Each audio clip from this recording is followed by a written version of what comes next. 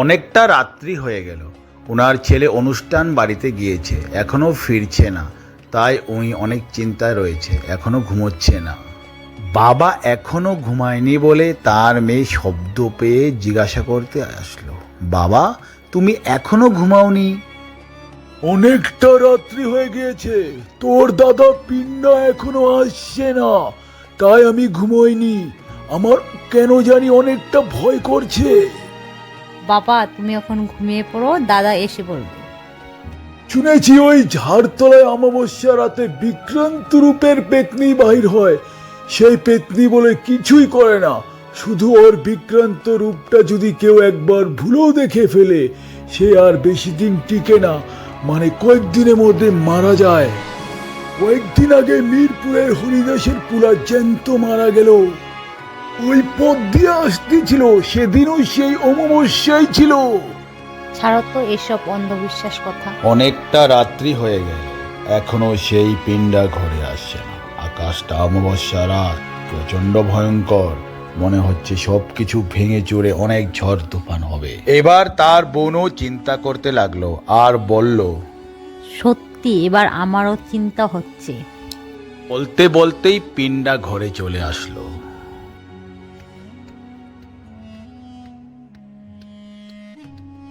তার বোন আর তার বাবা পিণ্ডার দিকে তাকিয়ে আছে। কি রে বাবা, তোর অনুষ্ঠান বাড়ি থেকে আসতে এত দেরি কেন হলো? কই কই কই কই কই কই কই কই কই কই কই কই কোথায় কোথায় কোথায় কোথায় দে দে দে কোথায় কোথায় দে দে দে দে দে কই কই তাড়াতাড়ি।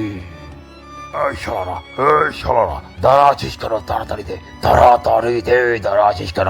এই শালা দে দে। এইসব কি বলছিস? তোর কি হলো? আমার অনেকটা ভয় করছে রে। আমি মরার আগে আমার অনেক আশা মেটে নাই। আন রে শালা বুড়া, রক্ত আন। আমি রক্ত খাবো, তোর কাঁচা মাংস খাবো, কাঁচা মাছ খাবো, তোর মুন্ডো মাথা খাবো, তোকে গিলে খাবো, সাথে এই মেয়েটাকেও গিলে খাবো। এই শালা হারামজাদা বুড়া, দাঁড়িয়ে আছিস কেন? তাড়াতাড়ি আন, জানিস না আমার কত খিদে পেয়েছে। যদি এইসব খাবার না আনতে পারিস তবে এই ঘরে রক্তপাত করে দেবো, এক্ষুনি রক্তপাত করে দেবো। কি হলো রে বাবা, কি হলো?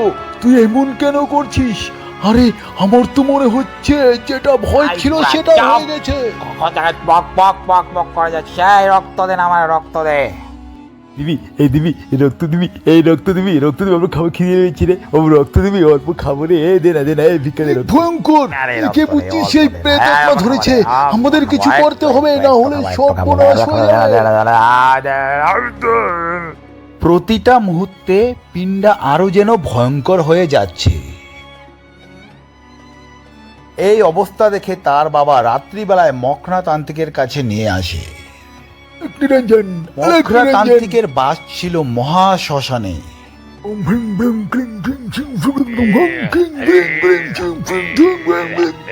108 বার মহামন্ত্রে জাপ করার পর তার ভিতর থেকে সেই প্রেতাত্মা যাচ্ছে না বলে এবার তান্ত্রিক ঘাতক মন্ত্রের প্রয়োগ করবে, যাতে এই মন্ত্রের দ্বারা সেই আত্মা বের হয়ে যায়, কিন্তু সেই আত্মার প্রচন্ড কষ্ট হয়। এই তুই কে? এই তুই কে? এই হারামজাদা, এই হারামজাদা, এই কে? এই কে তুই বল?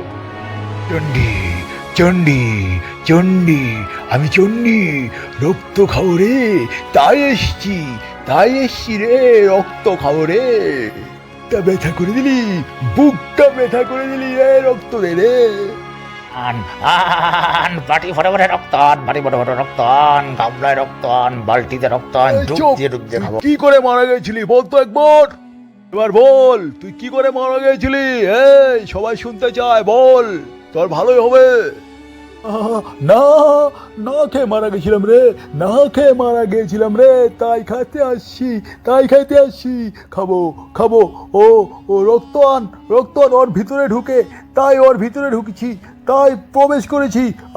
রক্ত আন, ওর ভিতরটা খাবো। ছেড়ে দে। অনেক সময় তন্ত্রমন্ত্র করার পর সেই পিণ্ডার ভিতর থেকে সেই প্রেত আত্মাটা চলে যায়। আমি রাস্তাতে ভালো করে আসছিলাম, হঠাৎ করে দেখে আমার বুকটা ধুকধুক করেছি। এমনি কিছু দেখিনি আমি, কিন্তু হঠাৎ করে আমার মাথাটা জানি কিরকম হয়ে গেলো। তারপর আমার আর কিছু মনে নেই, তারপর কিছুই মনে নেই আমার আর। মহারাজ, আপনাকে অসংখ্য ধন্যবাদ। আজ সময় মতো আমার ছেলেকে আপনার কাছে না নিয়ে আসলে এই প্রেতাত্মা ওকে মেরেই ফেলতো। আপনাকে অসংখ্য ধন্যবাদ। মহারাজ, আপনাকে একটা প্রশ্ন করি, যে প্রেতাত্মা পিণ্ডের ভিতরে আজকে ঢুকছে সেটা দেখতে কেমন ছিল? মানে রূপটা কি অনেক ভয়ঙ্কর নাকি এমনি দেখতে মানে সাধারণ? আমি তো আগে এগুলো বিশ্বাসই করতাম না, আজকে নিজে চোখ দিয়ে দেখলাম অনেক ভয়ঙ্কর ব্যাপার। এখন সবাই আমাদের ওই রাস্তা দিয়ে গেলে সাবধান মতো যেতে হবে। এই প্রেতাত্মার অনেক ভয়ঙ্কর রূপ, তবে তার এই রূপটা আমাদের ভৌতিক শরীরের মতো না, মৃত্যুর পর সূক্ষ্ম রূপে জাগৃত হয়। এই সূক্ষ্ম রূপের অবস্থা অনেকটা ভয়ঙ্কর হয় যদি সে পৃথিবীতে আটকে যায়। এরা প্রেতগণে বাস করে, তাদের খিদা লাগে, খেতে পারে না, পিপাসা লাগে, জল খেতে পারে না, সব কিছু লোভ লালস এই সেই একই থাকে। তাই অন্যের শরীরে এরা প্রবেশ করার চেষ্টায় থাকে। যাই হোক, এবার উনার ভিতর থেকে সেই প্রেতাত্মা চলে গেছে। এবার তুমি ঘরে গিয়ে ভালো করে ঘুমাও। যাও, এই পথ দিয়ে অনেক ভূত প্রেত আছে, তবে তোমাদের কিছু করতে পারবে না। যাও। এই কাহিনীটির কিন্তু পার্ট 2 নিশ্চয় হবে। পার্ট 2 দেখার জন্য আমাদের চ্যানেলটিকে সাবস্ক্রাইব করুন।